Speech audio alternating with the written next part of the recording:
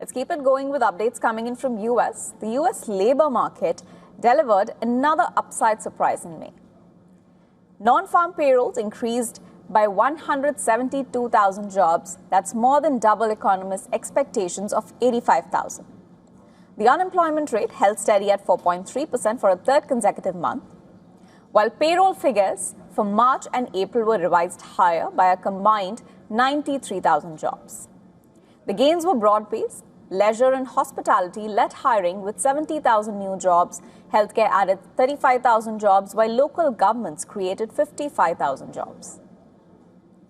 Economists say stronger corporate profits, tax refunds, and historically low layoffs have helped support employment growth, suggesting that the labor market may be moving beyond its recent slow hire, slow fire phase.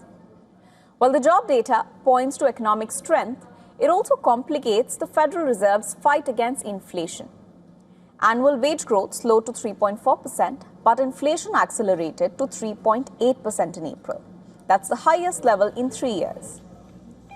The ongoing Iran conflict has driven oil prices sharply higher, pushing up fuel costs and raising concerns about broader inflationary pressures across the economy. Policymakers have repeatedly warned that inflation risks remain elevated, particularly as rising energy costs and supply chain pressures feed through consumer prices. The next inflation report that is due next week could play a critical role in shaping the Fed's policy path.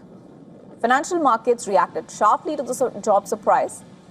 Investors interpreted the strong labor data as a sign that interest rates could remain higher for longer.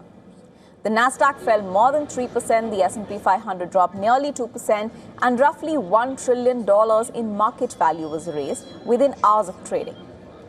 Treasury yields surged as traders increased bets on future Fed tightening. The impact extended beyond equities.